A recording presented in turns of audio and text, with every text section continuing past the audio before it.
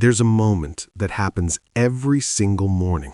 You're lying there, half awake, and your phone buzzes with that first alarm. What happens in the first few seconds after you wake up quietly shapes how the day unfolds. And here's what most people miss about that moment. It's not really about morning routines or productivity hacks. It's about something much deeper. It's about whether you're living your life or just letting it happen to you. Most humans wake up already behind. The moment their eyes open, they're reaching for their phone, diving straight into everyone else's agenda. Text messages, news alerts, social media notifications. Before they've even had a chance to remember who they are or what they wanted to accomplish, they're already reacting to the world instead of creating their own experience within it. This pattern reveals something fundamental about how we relate to our own lives. When you immediately hand your attention over to external demands, you're essentially saying that everyone else's priorities matter more than your own. You're training your brain to be reactive instead of intentional, and that training compounds over time. But there's another way to start the day, a way that puts you back in the driver's seat of your own experience. It doesn't require you to become a different person or adopt some extreme morning ritual. It just requires you to claim the first hour of your day for yourself. Here's what happens in that first hour after you wake up. Your brain is in a unique state. Cortisol levels are naturally rising, giving you energy and focus. Your willpower reserves are at their highest. Your mind hasn't been fragmented yet by the constant task switching that defines most of our days. This is prime mental real estate, and most people are giving it away for free. When you protect that first hour, you're not just being productive, you're practicing something much more valuable. You're practicing being the author of your own experience instead of just a character in everyone else's story. That practice changes how you show up for the rest of your day, and eventually, how you show up for your life. Think about the people you admire. The ones who seem to have their lives together, who accomplish meaningful things, who appear calm and centered even when things get chaotic.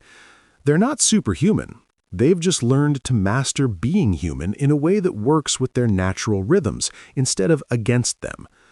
One of the most powerful aspects of claiming your morning is that it breaks the cycle of overwhelm before it starts. Instead of waking up to a world that feels like it's already spinning out of control, you create a pocket of calm intention. You remind yourself that you have agency, that you can choose how to spend your time and attention. Now, if you're thinking this sounds great in theory but impossible in practice, let me offer you a framework that actually works with human nature instead of fighting it. This isn't about perfection or rigid discipline. It's about creating conditions that make it easier to be the person you want to be. The 3 stabilizers for protecting your morning are surprisingly simple. First, connection to purpose. Before you do anything else, spend just a few minutes remembering why your day matters. Not in some grand, life-changing way, but in small, specific ways. What's one thing you could do today that would make you feel good about how you spent your time? Second, movement before consumption.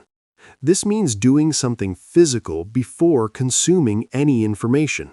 It could be stretching, walking, doing a few push-ups, or just making your bed with intention. The key is moving your body before feeding your mind. This simple reversal changes your entire relationship with the day. Third, protection of mental space. This means no phone, no news, no external input until you've had time to connect with yourself. Just 15 to 30 minutes of being present with your own thoughts and intentions before engaging with the world's demands. These aren't rules you have to follow perfectly. They're principles you can adapt to your actual life. If you have young children, your morning might look different than someone living alone. If you work night shifts, your equivalent might be protecting the first hour after you wake up, regardless of the time. The specific details matter less than the underlying principle of claiming time for intentional living. Here's what starts to happen when you consistently protect even a small portion of your morning. You begin to feel less reactive throughout the day. Instead of constantly feeling like you're behind or overwhelmed, you start from a place of centeredness. You make better decisions because you're not operating from a place of constant urgency and stress. You also start to trust yourself more. Every time you honor a commitment to yourself, even something as simple as drinking water before checking your phone, you're building evidence that you can be relied upon. That internal trust becomes the foundation for larger changes and bigger goals. And perhaps most importantly, you start to feel like you're living your life instead of just surviving it. There's a quality of presence and intentionality that develops when you regularly create space for what matters to you before attending to what everyone else needs from you. If you found this helpful, hit that like button and subscribe to Master Being Human for more insights on navigating the complexities of being human in a chaotic world. But let's be honest about what makes this challenging. Modern life is designed to fragment your attention and keep you in reactive mode. Your phone wants your attention. Your job wants your availability. Your family and friends want your response. Society has normalized a state of constant urgency and availability that makes protecting any time for yourself feel selfish or impossible. This is where the real learning to master being human comes in. It's not about optimizing your performance or maximizing your productivity. It's about remembering that you're not a machine designed to output maximum results.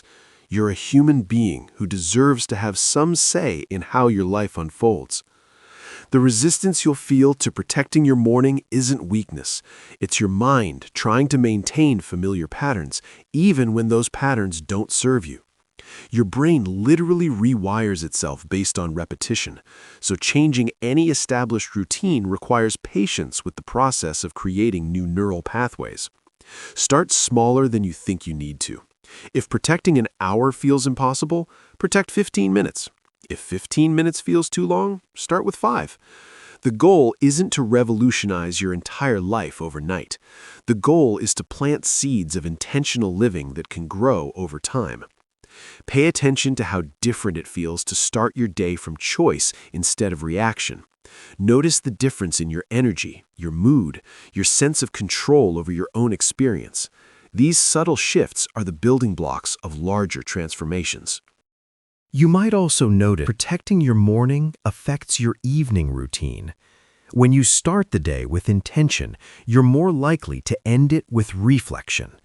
When you create space for what matters in the morning, you're more aware of how you want to spend your evening hours.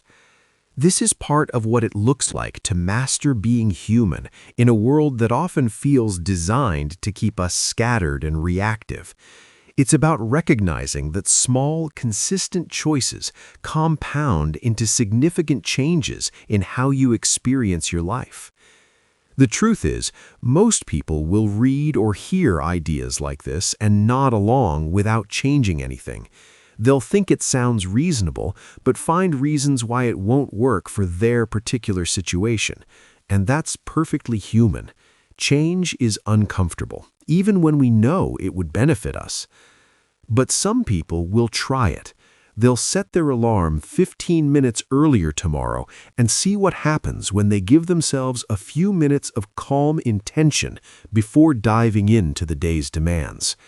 They'll discover that they actually can influence how their day unfolds, and that discovery will change everything.